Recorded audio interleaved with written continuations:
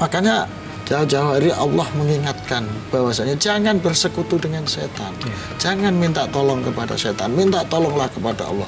Ud'uni astajib lakum. Kamu mohon doa, mohon pertolongan kepada Allah. Allah akan mengabulkan doa dan memberikan pertolongan. Ini karena apa? Dampaknya sangat buruk. Impact-nya itu sangat buruk. Dan ini sudah terjadi, Pak. Sudah terjadi. Menurut saya, apa yang dialami keluarga Mas Hilman ini bisa menjadi cermin bagi kita semua.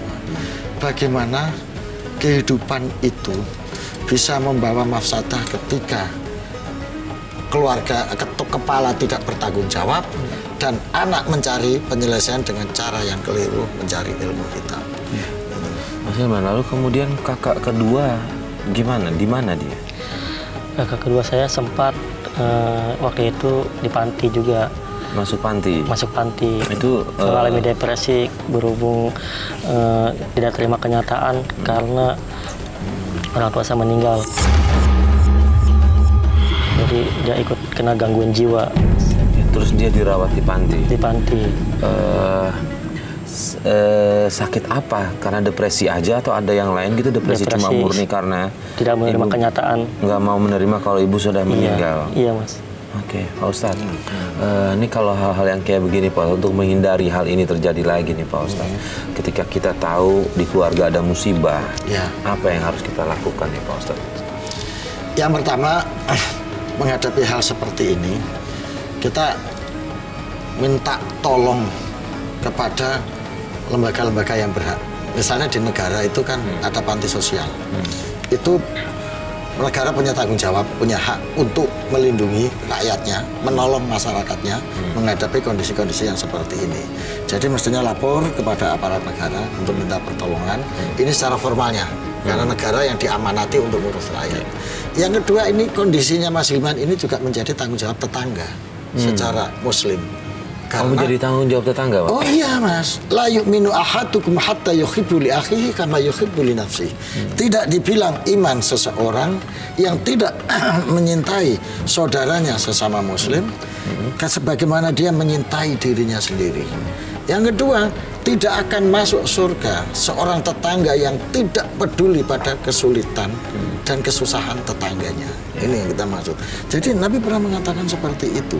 Jadi tetangga yang berbuat jahat kepada tetangga, tidak peduli kepada tetangga, itu tidak akan dianggap menjadi umatnya Nabi Muhammad. Maka tetangga ini juga berkewajiban untuk meringankan beban penderitaan dari orang-orang seperti Mas Hilman ini. Jadi mestinya Mas Hilman bisa minta tolong ketua RT, ketua RW sebagai orang terdekat, representasi dari negara.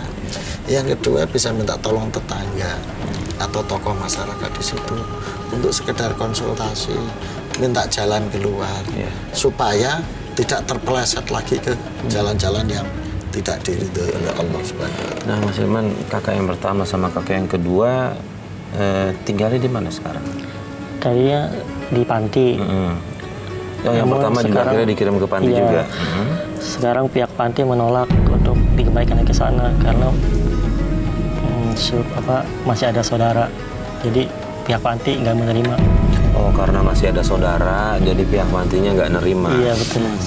Oke. Sebetulnya kalau alasannya itu enggak kurang tepat, Mas. Jadi ini mohon maaf, saya enggak tahu pantinya ini panti swasta apa panti negara. Kalau memang pantinya panti swasta, mungkin ya karena keterbatasan fasilitas, keterbatasan peralatan, apalagi saudara Mas Hilman ini ada berkebutuhan khusus. Jadi dibalikkan keluarga itu harus dilihat, Mas. Kalau keluarganya mampu, bisa dibalikkan ke keluarga. Tapi kalau keluarganya nggak mampu, maka panti masih harus bisa menerima ini. Terutama panti yang negara, yang negara. Meskipun punya keluarga dan keluarganya mampu, tapi kalau keluarganya tidak mau menerima, ini juga nggak bisa dipaksain, gitu loh. Soal dosa urusan dia sama Allah. Tapi panti tetap harus punya tanggung jawab untuk tidak memaksakan itu. Apalagi kondisinya nggak mampu, maka ini mestinya masih menjadi tanggung jawab. Dan negara di sini, Pak Imam, pemimpin pejabat punya tanggung jawab untuk membuat kemaslahatan keluarganya Mas Hilman ini, tasarruful imam ala ra'iyah manutun bil maslahah. Kebijakan seorang pemimpin, seorang pejabat itu harus kemaslahatan. Apa yang diderita Mas Hilman, negara perlu datang untuk menyelesaikan, membantu. Nah, kemudian Mas Hilman, mereka tinggal sama Mas Hilman. Mas Hilman sudah menikah? Sudah, Mas. Sudah punya anak? Belum. Belum. Terus bekerja di mana? Sehari-hari saya ngojek, Mas. Sehari-hari ngojek. Nah, dengan kondisi seperti itu, Mas Hilman tinggalnya di mana? Di Jelambar. Nggak, maksudnya di rumah? Rumah sendiri atau ngontrak? Ngontrak. Ngontrak. Kakak semua di situ berarti? Iya. Nah, istrinya Mas Hilman gimana sikapnya ngelihat Mas Hilman ngerawat kakak Mas Hilman? Istri sih sebenarnya menerima. Cuma saya kasihan, penghasilan saya nggak seberapa, sedangkan saya untuk bayar kontrakan dan harus Ngerawat dua kakak saya juga. Saya dengar katanya sempat diusir ya sama tetangga ya? Iya, itu karena waktu apa? itu kumat, terus kata tetangga sana pergi, pindah, karena pada waktu itu kakak saya berbuat gaduh.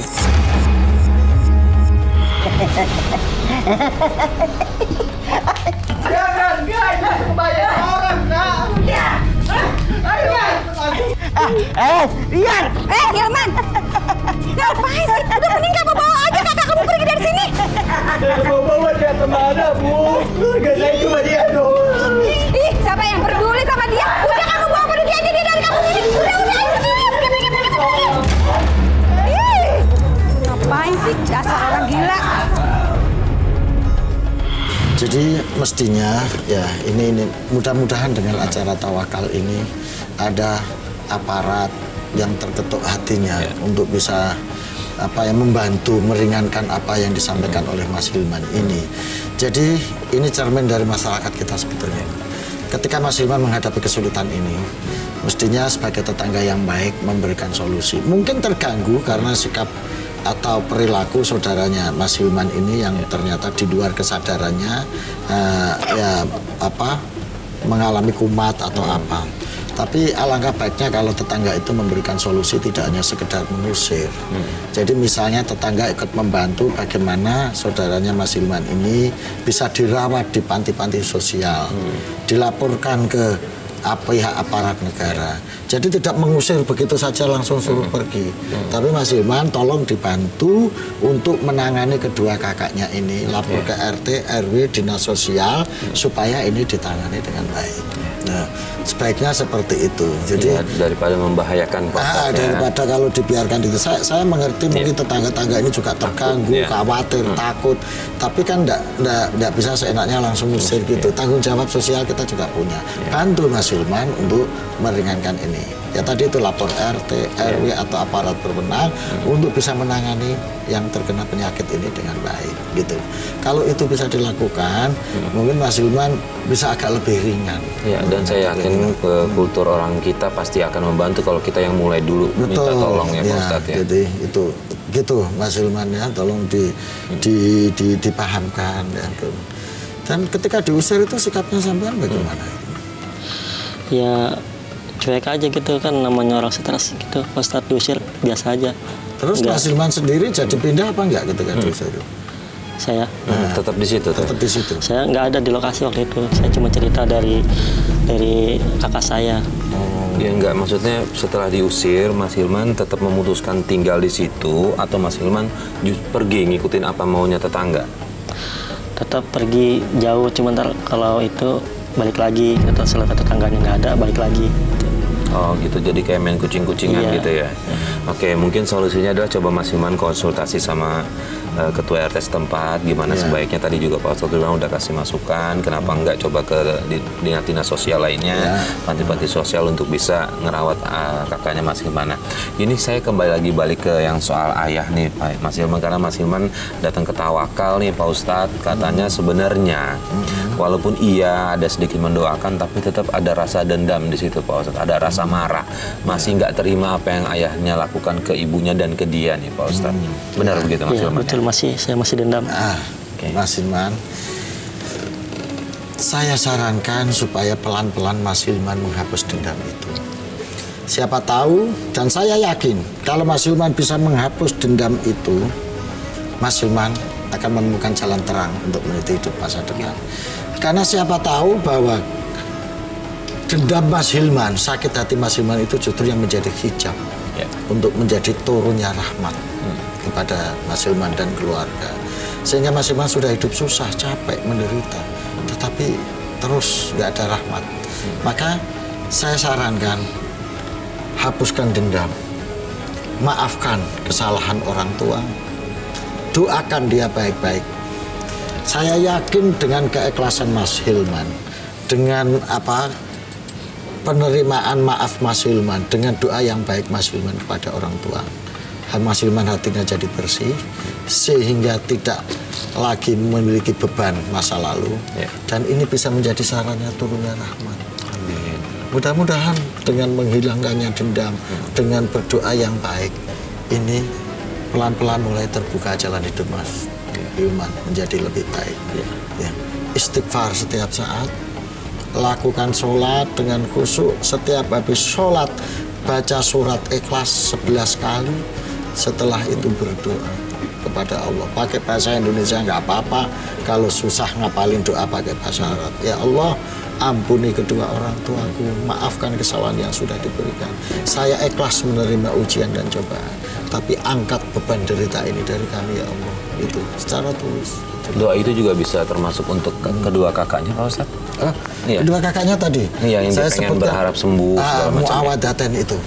Jadi baca surat Muawadaten itu, Qul a'udzu birabbil falaq, Qul a'udzu birabbin nas, setiap kali. Nah, setiap habis sholat bacain Fatihah kedua-duanya. Ila hadrati, sebut namanya siapa? Al-Fatihah. Setelah itu ila hadrati yang kedua, sebut namanya Al-Fatihah. Habis itu mohon kepada Allah. Nah, mudah-mudahan diberi kesembuhan. Amin.